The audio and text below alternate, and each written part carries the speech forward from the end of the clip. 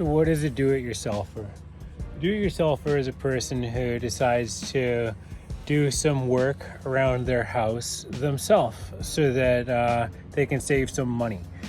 And, that's a good thing if you have a house. I mean, there are a lot of things that you can do yourself, right? So, but the thing is, some people, so I work in the construction business, and the thing is, we run into a lot of instances where people have done things themselves, and then we say, oh, yep, do-it-yourselfers, right? And it's funny because this term, in at least in my work and whatnot, it has a sort of a negative connotation to it, because it means that it's basically not done right. Because of course you can watch a couple of videos on how to do something, you can kind of fudge it in there. I mean, and if it's your place and you're the only one who's going to have to deal with it, that's one thing, I suppose. But I mean, if you're, say, renovating a property and you're planning on selling it,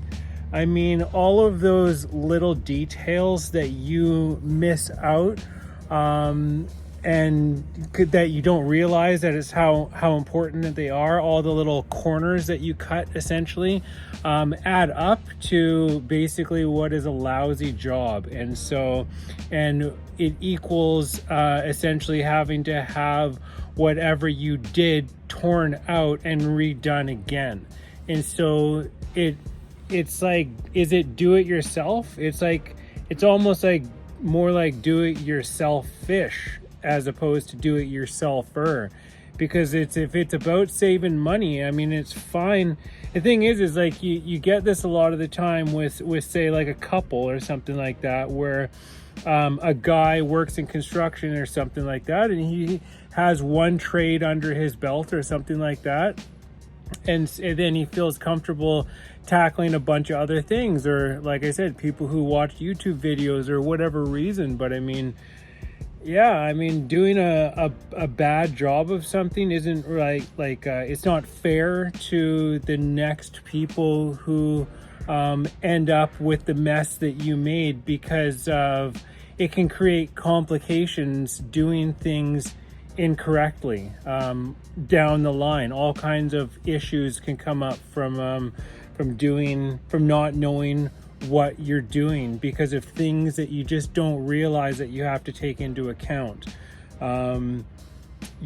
So I don't know, it came up, and I just say think twice before tackling certain jobs, because you might be saving yourself a couple of bucks, and I get that. I mean, but it's not fair to hand your crappy work down to whoever gets stuck with it, and then they get fronted a bill because what you did failed.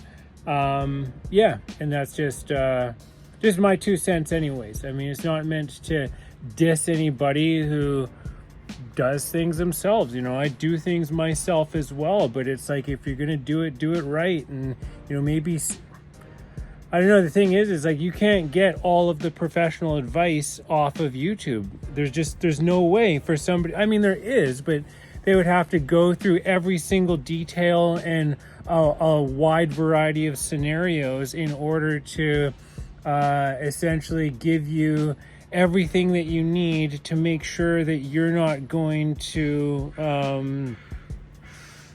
cock it up. You know what I mean? So yeah, just something to consider. It's my 2 cents, and so deal with it.